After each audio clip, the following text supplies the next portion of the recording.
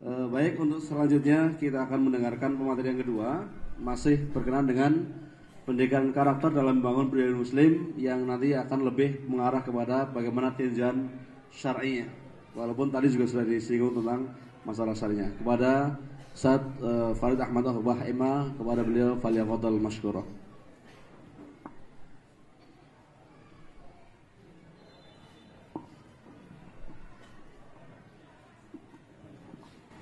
Bismillahirrahmanirrahim. Assalamualaikum warahmatullahi wabarakatuh. Alhamdulillah rabbil alamin, wassalatu wassalamu ala asyrafil anbiya'i wal mursalin, nabina Muhammadin wa ala alihi wa sahbihi ajma'in. Ya ayyuhalladzina amanu taqullaha haqqa tuqatih wa la tamutunna illa wa antum muslimun. Subhanaka la ilma lana illa ma 'allamtana innaka antal alimul hakim. Amma ba'd. Bapak Ibu saudara sekalian, rasa-rasanya sudah cukup apa yang disampaikan. Tetapi ngisi waktu yang setengah jam ini untuk melengkapi apa yang disampaikan oleh Ustaz Adian. Alhamdulillah, mudah-mudahan itu menjadi masukan berdasarkan bahan bacaan dan pengalaman saya. Karena saya bersyukur hari ini juga dapat hadiah buku dari beliau. Kalau nggak ketemu di sini nggak dapat buku ini. Padahal kita selalu ketemu di rapat-rapat minggu. Itulah berkahnya ulul albab. Jadi menjembatani sampai dapat buku. Barakallahu fikum Bapak Ibu sekalian, berkaitan dengan pendidikan karakter dalam Islam.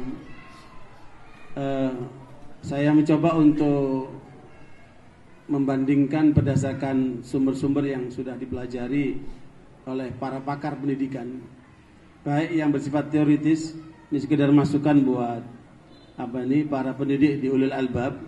Ini teori pendidikan Islam menurut saya yang paling lengkap.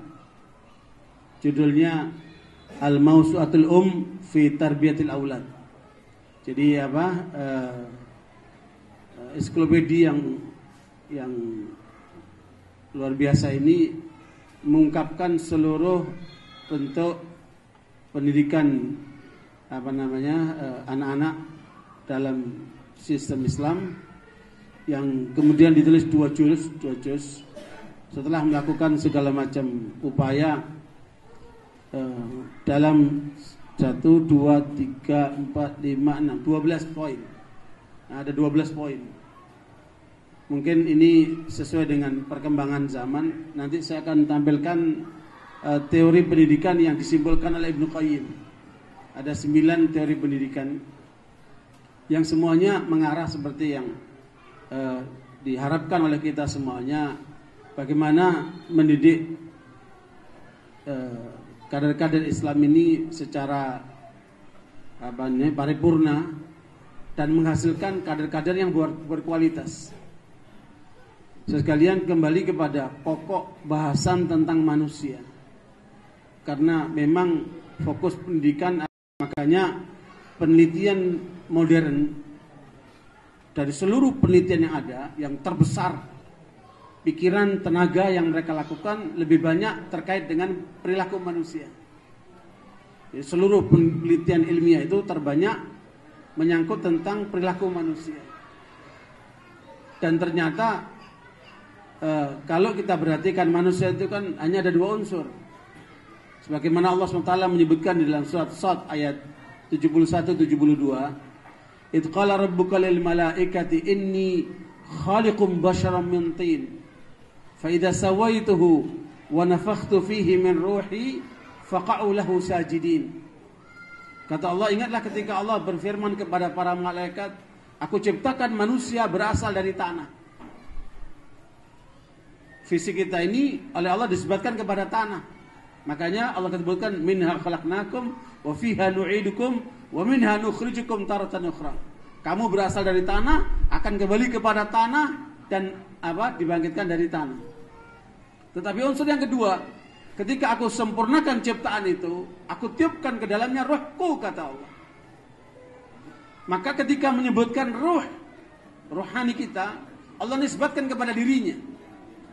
Maknanya kita tidak akan pernah sehat rohani kita kalau tidak terhubung dengan Allah Subhanahu wa taala. Dan dua unsur inilah yang kemudian akan menjadikan manusia ini seutuhnya. Makanya lihatlah, Allah ciptakan malaikat dari cahaya. Allah ciptakan iblis dari api. Makanya salah kalau ada orang mengatakan iblis itu berasal dari malaikat. Iblis bukan malaikat. Karena malaikat diciptakan dari cahaya, iblis diciptakan dari api, dan kita sebagai manusia diciptakan dari tanah. Makanya Allah jadikan malaikat memiliki akal seutuhnya, tidak ada hawa nafsu. Binatang Allah ciptakan seluruhnya hawa nafsu, seperti iblis itu, seluruhnya hawa nafsu. Tetapi kita sebagai manusia diberikan akal, tapi juga diberikan hawa nafsu. Makanya kalau kita mampu, kata Imam Ghazali, dengan akal kita ini mengalahkan hawa nafsu kita, kita bisa lebih baik dari malaikat. Tetapi sebaliknya, apabila kemudian hawa nafsu kita mengalahkan akal kita, maka kita bisa lebih rendah daripada binatang, seperti orang-orang kafir itu. Karena itu saudara sekalian, bahwa ternyata pola pendidikan itu adalah dari awal manusia lahir itu dalam keadaan fitrah. Wa nafsi wa ma sawwaha fa'alhamaha fujuraha wa taqwaha qad aflaha man zakkaha wa qad khaba man dassaha. Manusia diciptakan oleh Allah sempurna, sama semuanya di atas fitrah. Tergantung bagaimana menanamkan nilai-nilai kebaikan sehingga tazkiyatun nufus itu betul-betul ditanamkan dalam diri manusia sehingga dia menjadi manusia yang bagus. Atau kemudian dirusaklah manusia itu dengan nilai-nilai yang negatif, maka jadilah manusia-manusia yang bejat itu. Sekalian, dalam pandangan seorang filosof dari India, saya kira bagus sekali untuk menjadi perbandingan begitu. Dia menulis kitab namanya Al-Kalilah wa Dimna. Nasihat kepada penguasa raja saat itu melalui kehidupan binatang. Ya, buku ini sudah diterjemahkan dalam Indonesia oleh Kiai Haji Firdaus AN tahun 60-an itu. Yang buku ini dibaca oleh Abul Hasan Nadawi, seorang ulama dari India, sampai 13 kali. Dan di antara yang menarik, saya punya bukunya, dia menyatakan begini, bahwa manusia beda dengan binatang itu dalam bagian apa? Apa yang membedakan manusia dengan binatang? Dia menyebutkan 4 hal. Ya, buku ini aslinya dalam bahasa India, kemudian diterjemahkan ke dalam bahasa Arab berjudul Kalilah wa Dimna. Yang membedakan manusia dengan binatang, kata Prof. Bapak filosof ini, ada 4. Yang pertama adalah hikmah, ilmu. Sebenarnya hikmah ini dalam bahasa Al-Quran beda dengan hikmah yang ada dalam bahasa Indonesia. Ya, kalau bahasa Indonesia kan hikmah dalam permusyawaratan dan kebijakan pemusyawaratan ya, kebijakan dan pemusyawaratan. Ternyata kita temukan anggota dewan itu sampai merobohkan meja begitu. Itu nggak ada adabnya sekali itu kan, nggak ada hikmahnya sama sekali. Karena hikmah itu intinya sebagaimana Allah katakan tentang Luqman alaihissalam yang disebutkan kata waqad auhayna Luqman al-hikmata anishkur lillah. Allah berikan kepada Luqman hikmah. Hikmah ini apa ini? Ternyata isi hikmah itu, kata para ulama ahli tafsir, al-ilmun nafi' wal amalus salih. Dan itu tidak dimiliki oleh filosof India ini. Ya, karena mereka memahami hikmah itu sebagaimana filosof Yunani hanya sebatas ilmu pengetahuan. Padahal arti hikmah yang lebih dalam adalah ilmu yang bermanfaat dan amal saleh. Nah, itu yang diberikan oleh Allah kepada sahabat Luqman. Walaqad atana Luqman al-hikmata an yashkur lillah. Ya, Allah berikan hikmah kepada Luqman supaya dia bersyukur kepada Allah. Makanya kalau kita ingin menjadi orang yang bersyukur harus punya apa? Hikmah ini, ilmu yang bermanfaat dan amal saleh. Nah, barakallahu itu yang pertama kata filosof dari India ini. Yang kedua yaitu al-aql, akal. Karena memang betul binatang tidak punya akal. Yang ketiga, dia katakan al-iffa, rasa malu. Nah, rasa malu. Karena binatang tidak punya rasa malu.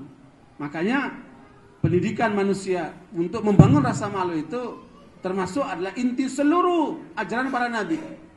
Makanya Rasulullah menyebutkan seluruh isi para nabi itu intinya ada pada satu, al-haya. Makanya Rasulullah mengatakan al-haya'u minal iman. Malu itu bagian daripada keimanan. Yang keempat yaitu al-adl, keadilan. Karena binatang tidak mengenal keadilan. 4 inilah analisa filosof India ini untuk membedakan manusia dan binatang. Tetapi bedanya dengan kita, karena Islam mengajarkan membangun manusia seutuhnya, maka landasannya harus benar. Kalau teori pendidikan yang dilakukan oleh berbagai bangsa-bangsa di dunia, yang dilakukan penelitian di Mesir, ada 4 pola pendidikan umat manusia ini. Yang pertama, pola pendidikannya melandaskan kepada budaya, ya, yang kemudian lahirnya budi pekerti itu. Ya, memang bangunan pendidikannya dilandaskan kepada budaya. Umpamanya seorang perempuan yang akan menikah itu kemudian dimandikan di depan banyak orang pakai kemben, ya, kelihatan auratnya seperti itu. Nah, itu apa? Pendidikan apa itu? Budaya. Nah, dan pendidikan seperti ini tentunya akan mengalami banyak masalah karena satu budaya dengan budaya lain terjadi perbedaan. Sehingga karenanya kalau lihat budaya Irian atau budaya aborigin yang ada di Australia, ini manusia menjadi tidak beradab lagi. Ada masalah di sana. Nah, barakallahu ini jenis penanaman pendidikan lewat budaya. Yang kedua, pendidikan yang didasarkan kepada perasaan. Ya, semua diukur dengan perasaan. Ini pun tidak objektif karena perasaan tidak jarang itu emosional. Nah, yang ketiga, pendidikan berdasarkan akal. Dan inilah yang melahirkan moral. Moral itu adalah pola pendidikan dihasilkan oleh akal. Beda dengan akhlak. Ya, beda dengan adab. Kemudian yang keempat, yaitu pendidikan berdasarkan rasa kepuasan, ya, kelezatan dan manfaat. Jadi asas kelezatan dan manfaat. Inilah yang kemudian melahirkan teori opportunisme, pragmatisme, ya, esensialisme. Teori-teori yang banyak dikembangkan oleh Barat lebih banyak mengandalkan kepada teori yang seperti ini, yaitu asas kemanfaatan dan kelezatan. Nah, karenanya sekalian ditambah dengan asas logika yang ada pada mereka. Makanya kita tidak mengikuti pola-pola ini karena ini akan membawa kepada kerusakan. Makanya banyak yang orang-orang itu berpendidikan tinggi tetapi perilakunya bejat. Umpamanya perguruan tinggi di Indonesia kemarin diramekan atau dikagetkan dengan profesor doktor, ya, di Makassar yang kalau tingkat pendidikan udah mentok dia, profesor doktor udah mentok dia. Tetapi kemudian terlibat narkoba dan mahasiswinya dalam satu kamar. Ya, ini menunjukkan akhlak yang sangat buruk sekali.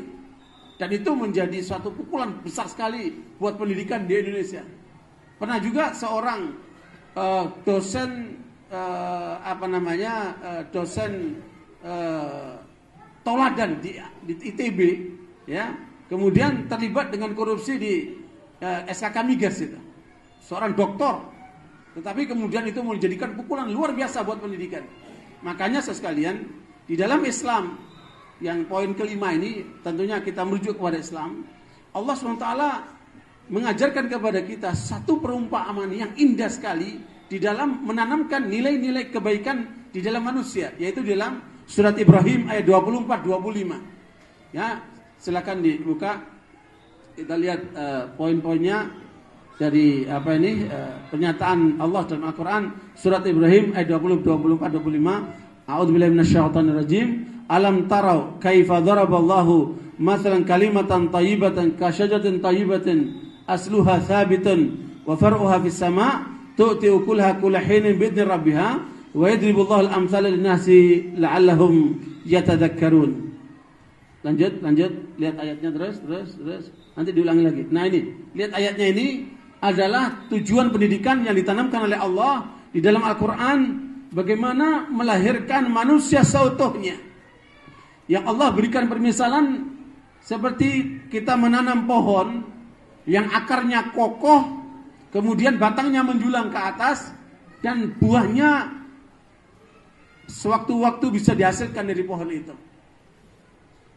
Misalnya ini Allah berikan supaya manusia selalu ingat, karena memang inilah bentuk pendidikan yang seutuhnya yang ditanam oleh Allah di dalam diri manusia mukmin, yang kemudian oleh Rasulullah ayat ini diberikan penjelasan bahwa pohon yang dimaksud tidak lain adalah pohon kurma. Karena pohon kurma itu pohon yang paling kokoh. Apakah ada hujan, apakah ada angin keras, dia tetap tegar dia. Tidak sampai roboh dia. Karena akarnya kokoh. Kemudian dia selalu menjulang ke atas. Semakin banyak buahnya, dia semakin ke atas terus. Sementara buahnya kurma yang bisa bermanfaat sepanjang tahun. Dalam American Journal Scientist itu disebutkan tidak ada buah yang mengandung seluruh unsur vitamin seperti buah kurma. Makanya inilah gambaran orang mukmin, kata Rasulullah, dia ibarat seperti pohon kurma. Maknanya kalau kita ingin mendidik diri kita, anak-anak kita, maka kita harus ikuti pola yang seperti ini. Sehingga lahirlah para sahabat radhiyallahu anhum yang ditanam oleh Rasulullah dengan tanaman apa? Akar yang dimaksud adalah keimanan. Keimanan ini tidak boleh sedikit pun diabaikan. Makanya dalam struktur seluruh proses pendidikan, faktor keimanan tidak boleh sedikit pun lewat. Makanya Al-Quran dari 114 surat, 84 surat turun di Mekah. Dan itu semua terkait dengan apa? Dengan keimanan. Sementara 30 surat turun di Madinah merupakan pelaksanaan daripada keimanan. Ini adalah satu bentuk gambaran yang sangat indah diberikan oleh Allah dalam proses menanamkan karakter dalam bahasa sekarang, atau kemudian akhlak dalam bahasa agama dan moral dalam bahasa mereka yang menggunakan akal itu, atau budi pekerti dalam bahasa orang yang ikuti budaya lokal-lokal itu. Nah, barakallahu, bentuk yang kedua setelah menanamkan keimanan itu harus menumbuhkan ibadah. Makanya ilmu tidak melahirkan ibadah, maka ilmu itu akan bermasalah buat yang memilikinya. Berarti apa? Tidak ada rasa takut kepada Allah. Kenapa? Tidak muncul bentuk-bentuk ibadah. Makanya ilmu yang dimaksudkan adalah keimanan melahirkan ibadah. Senantiasa dia berdoa, senantiasa dia di dalam melaksanakan hidupnya terkait dengan Allah Subhanahu wa taala.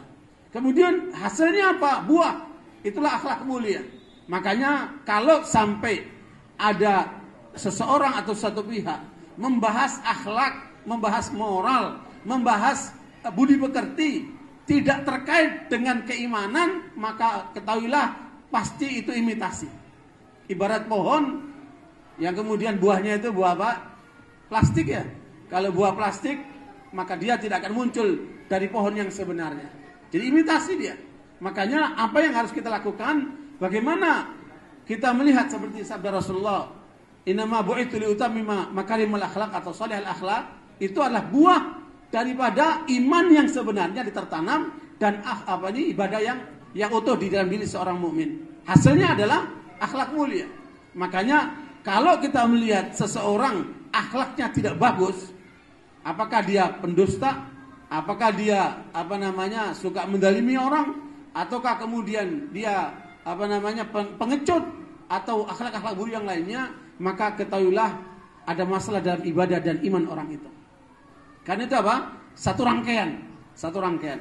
Nah, barakallahu, dari pola yang utuh ini kita akan mencoba untuk lebih fokus kepada nilai-nilai akhlak, karena Rasulullah SAW dipuji oleh Allah karena faktor akhlaknya.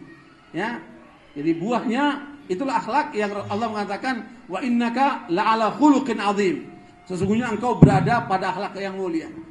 Aisyah radhiyallahu anha ketika ditanya bagaimana akhlak Rasulullah, maka Aisyah menjawab, wa kana khuluquhul Quran. Akhlak Rasulullah adalah Al-Quran. Kita lihat bagaimana akhlak Al-Quran sekalian yang diajarkan kepada kita. Sebagaimana diriwayatkan oleh Imam Bukhari, suatu kali ada seorang badui, dia menarik selendang Rasulullah SAW sambil meminta sesuatu. Ya, menarik selendang Rasulullah sambil meminta sesuatu. Kata Rasulullah, kalau saya ada, saya akan pasti kasih kamu. Kalau saya ada, saya akan pasti kasih kamu. Kemudian Rasulullah menyebutkan 3 sifat buruk. Lastu bakhilan. Pertama kata Rasulullah, saya bukan orang yang bakhil yang pelit. Lastu kadzaban, saya bukan orang yang pendusta. Walastu jabbanan, dan saya bukan orang yang pengecut. Berarti 3 karakter buruk ini yang harus dijauhkan dari umat Islam. Ini yang diingatkan Rasulullah kepada orang Badui yang datang itu, sekaligus pengajaran buat kita sekalian. Baik, karena Aisyah radhiyallahu anha menyebutkan Rasulullah itu akhlaknya Al-Quran, mari kita lihat bagaimana Al-Quran menanamkan akhlak. Pertama kita mulai dari pola para nabi. Di dalam surat Al-Anbiya ayat yang ke-73 Allah menyebutkan tentang pola para nabi yang diajarkan oleh Allah. Wa ja'alna minhum a'immata yahduna bi amrina lamma sabaru. Wa ja'alna minhum a'immata yahduna bi amrina wa auhayna ilaihim fi'lal khairat wa iqamis shalah wa ita'iz zakah wa kanu lana 'abidin. Jadi kalau ingin mengikuti pola akhlak para nabi dan rasul, maka ambillah ayat ini, yaitu Allah mengajarkan kepada mereka selalu tuntunannya perintah Allah. Tidak pikiran manusia, tidak budaya manusia, tidak apa yang dihasilkan oleh pikiran manusia itu, tetapi mengikuti apa? Aturan Allah. Yang kedua, selalu dalam kebaikan-kebaikan. Ya, apakah terkait dengan hak manusia, hak Allah, hak Rasul dan yang lainnya, itu selalu diberikan dalam bentuk kebaikan-kebaikan. Wa wahayna ilaihi fi'lal khairat. Yang ketiga, menegakkan salat. Karena kalau sampai ada orang yang kelihatan akhlaknya bagus tetapi tidak salat, pasti orang itu akhlaknya buruk. Karena tidak menunaikan hak Allah SWT. Yang keempat, menunaikan zakat. Karena itu hak sesama manusia. Dan yang kelima, senantiasa beribadah kepada Allah SWT. Artinya senantiasa menjadi hamba Allah, bukan hamba hawa nafsu, bukan hamba kekuasaan ataupun yang lainnya. Ini adalah bentuk contoh dari para nabi dan rasul. Yang kedua, bagaimana akhlak Rasulullah? Rasulullah mengungkapkan dalam surat Ahzab ayat 45-46. Ya ayuhan nabi, inna arsalnaka syahidan wa mubasysyiran wa nadhira wa da'iyan ila Allah bi'idnihi wa sirajan munira. Ya, itulah yang ditanamkan oleh Allah kepada Rasulullah untuk senantiasa menjadi saksi, memperhatikan keadaan seluruh kehidupan manusia ini. Ya, kemudian memberikan kabar gembira, mengingatkan hal-hal yang negatif yang ke arah neraka, dan yang ketiga, yang keempat adalah menyerukan ke jalan Allah, dan yang kelima menjadi lampu penerang, jadi pelita dia, jadi contoh dia. Makanya kalau kita mengikuti pola Nabi seperti ini, berarti kita mewarisi akhlak Rasulullah Sallallahu Alaihi Wasallam. Kemudian di bawah itu siapa itu? Pemimpin. Ya, di bawah Nabi adanya akhlak pemimpin. Bagaimana kalau Anda jadi pemimpin? Allah memberikan 2 karakter utama. Di dalam surat As-Sajdah ayat yang ke-24. Allah katakan wa ja'alna minhum a'immatan yahduna bi amrina lamma sabaru wa kanu bi ayatina yuqinun. Makanya para ulama menyebutkan, bila Anda ingin jadi pemimpin, maka 2 karakter yang harus menonjol dalam diri Anda. Yaitu apa? Karakter sabar dan karakter yakin. Sabar dalam arti mampu melewati hawa nafsu, dan yang kedua yakin mampu melewati fitnah syubhat. Jadi sabar untuk mengeliminasi fitnah syahwat dan yakin untuk mengeliminasi fitnah syubhat. Nah, ini adalah untuk menjadi karakter pemimpin. Dan kita semuanya berharap anak-anak kita sebagaimana doa kita, Rabbana hablana min azwajina wa dzurriyyatina qurrata a'yun waj'alna lil muttaqina imama. Maknanya, kalau kita ingin anak-anak kita menjadi anak yang kemudian mempunyai karakter pemimpin sehingga menenangkan hati kita, maka 2 sifat ini harus kita tanamkan kepada diri mereka. Yaitu apa? Sifat sabar dan sifat keyakinan. Kemudian di dalam Al-Quran juga mengajarkan, kalau anak kamu ingin jadi menjadi mujahid, maka kamu pegangilah ayat yang ada dalam surat Al-Hujurat ayat 15. Allah menyebutkan ada 3 karakter di situ. Ya. Innamal mu'minuna alladzina amanu billahi wa rasulihi tsumma lam yartabu wa jahadu bi amwalihim wa anfusihim fi sabilillah ulaika humus shadiqun. Ya, Allah menyebutkan di dalam ayat ini bahwa orang yang beriman kepada Allah dan Rasulnya, kemudian mereka tidak ragu berarti yakin, maka nampak dalam diri orang itu yaitu sifat siap berkorban dengan harta, siap berkorban dengan jiwa, dan itulah orang yang jujur. Ada 3 karakter di situ. Untuk menjadi mujahid harus tertanam 3 karakter. Pertama, yaitu siap berkorban dengan harta. Maknanya apa? Harus dermawan. Harus dermawan. Makanya Imam Madhabi rahimahullah menyebutkan, apabila kita ingin melahirkan para mujahidin dari kalangan kaum mukminin, maka harus kita tanamkan sifat dermawan. Maka itu harus latih. Sejak mulai kecil anak kita dilatih bagaimana menjadi orang dermawan. Kemudian yang kedua, sifat pemberani. Kenapa? Siap mengorbankan jiwa. Makanya anak kita harus diajarkan menjadi anak-anak yang pemberani. Ibu-ibu yang suka nyubit anak itu tidak mengajarkan keberanian. Ibu-ibu yang suka nakuti ketika ngasih makan anak, awas ada polisi, awas ada jin, itu tidak mengajarkan keberanian. Tidak boleh. Apalagi anak-anak yang di bawah umur 7 tahun itu tidak boleh ditakut-takuti karena akan menjadi anak penakut nantinya. Makanya Bapak Ibu sekalian, hal yang kedua ini menjadikan anak pemberani diajarkan oleh Umar Khattab, alimu auladakum ar-rimayata wasibahata warukubul khil. Ajarkan anakmu menunggangi kuda, kemudian apa? Berenang dan apa? Memanah, ya, memanah. Dan itu adalah satu bentuk pola untuk mengajarkan keberanian kepada anak. Oke. Barakallahu sekalian, saya kira itu yang ketiga adalah apa? Kejujuran. Karena itu kesimpulan dari Al-Imam Ibnu Hazm dalam kitab Al-Akhlaq was-Siyar, kesimpulan karakter apa yang harus kita tanam kepada kader-kader muslim ada 4 kata Imam Ibnu Hazm. Ini teori Imam Ibnu Hazm ada 4. Yang pertama adalah tanamkan keadilan kepada anak kita. Maknanya hindarkan kepada anak kita atau kader kita itu sifat kezaliman. Keadilan lawannya apa? Kezaliman. Jadi pokok-pokok nilai akhlak tertinggi adalah keadilan. Lawannya apa? Kezaliman. Yang kedua yaitu al-faham, pemahaman yang benar. Pemahaman yang benar. Lawannya adalah al-jahl, kebodohan. Lawannya adalah al-jahl, kebodohan. Yang ketiga al-jud, yaitu kedermawanan. Lawannya adalah al-bukhul, sifat apa? Pelit. Yang keempat kata Imam Ibnu Hazm yaitu an-najdah, keberanian. Lawannya adalah al-jubun, apa? Sikap pengecut. Nah, 4 hal positif dan 4 hal negatif yang harus dihindari. Inilah yang menurut Ibnu Hazm perlu ditanamkan kepada kader-kader muslim. Adapun Imam Ibnu Qayyim, ini yang saya ingin coba elaborasi seperti apa yang disampaikan oleh beliau sebagai hasil pendalaman Ibnu Qayyim. Ini sebentar, mana tadi? Coba lihat Ibnu Qayyim ada pola 9 pola pendidikan yang lebih utuh oleh Ibnu Qayyim. Terus, nah ini sebelumnya ini Ibnu Qayyim. Pertama adalah pendidikan keimanan. Ya, ini yang sesuai dengan Al-Quran dan hadis Nabi disebutkan oleh Ibnu Qayyim bagaimana membangun kesadaran keimanan. Kemudian yang kedua adalah pendidikan ruh. Karena ruh ini juga harus dibina, diarahkan untuk selalu terhubung dengan Allah SWT. Kemudian yang ketiga pendidikan pemikiran. Kemudian yang keempat adalah pendidikan emosi. Supaya orang tidak mudah marah dan sebagainya. Terus lanjut. Ada 9 poin saja karena waktunya sudah semakin ini. Oke, pendidikan moral. Maksudnya ini akhlak ya. Ini bahasa yang salah. Sebenarnya ada akhlak. Kemudian pendidikan sosial, bagaimana memperhatikan orang lain.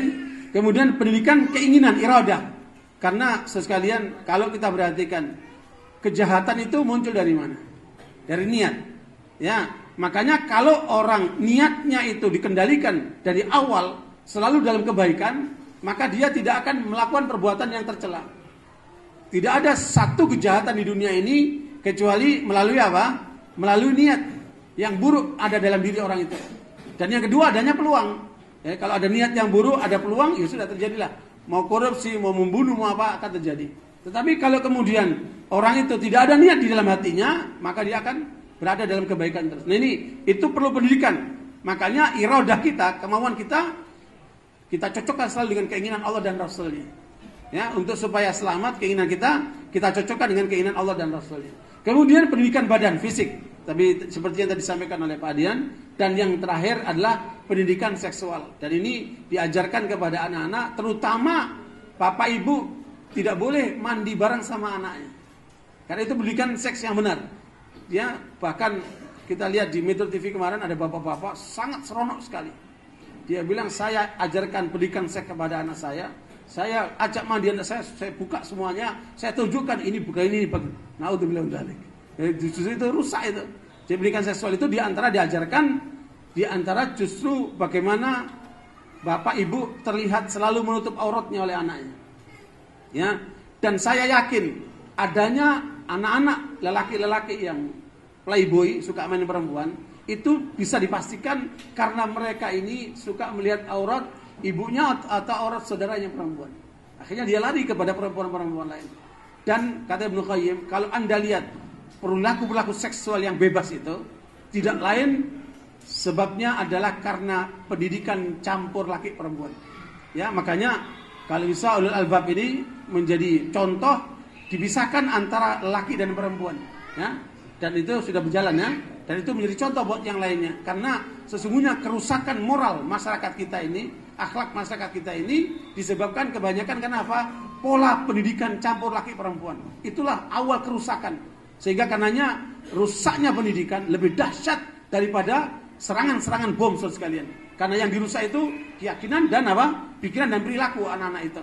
Nah, itu yang kemudian makanya seorang anak yang sudah berumur mumayyiz, umur 7 tahun ke atas, tidak boleh masuk ke kamar orang tua dalam porsi setelah zuhur, setelah isya dan sebelum subuh, kecuali harus izin. Karena bisa jadi orang tua tidak pantas untuk dilihat ketika berada di kamar. Tidak boleh anak masuk kamar selonongan seperti itu. Makanya makanya pendidikan seksual ini ada cara-cara yang diajarkan supaya anak-anak itu terarah. Nah, barakallahu sekalian, terakhir ini hasil penelitian para ahli pendidikan di Mesir. Ya, pendidikan ahli di Mesir ada 6 orang menadarkan dirinya melakukan evaluasi mengapa pendidikan umat Islam begitu lemah dibanding pendidikan yang dilakukan oleh Israel, oleh Amerika, oleh Jepang dan yang lainnya. Maka beliau ini membuat suatu analisa sampai kemudian kepada pembuatan kurikulum. Bagaimana menetapkan kurikulum berdasarkan ketentuan Islam tetapi tidak ketinggalan dengan penampilan ataupun hasil produk yang dilakukan oleh negara-negara yang maju itu. Apakah Israel, Amerika, Jepang dan yang lainnya. Nah, diantaranya memang kata mereka tantangan terbesar sekarang ini ada 2, yaitu penguasaan teknologi dan yang kedua adalah pemikiran-pemikiran barat yang begitu dominan di dalam kehidupan masyarakat dunia sekarang ini. Kalau kita mampu melewati kesulitan itu, maka sesungguhnya pola pendidikan Islam akan menjadi terbaik dibanding seluruh pendidikan yang ada itu. Karena dia membangun karakter manusia seutuhnya, menjadikan seorang muslim yang kemudian orientasinya bagaimana meraih kebahagiaan dunia sampai akhirat. Barangkali itu saya sekalian paparan singkat, nanti diperkaya dengan diskusi insyaallah.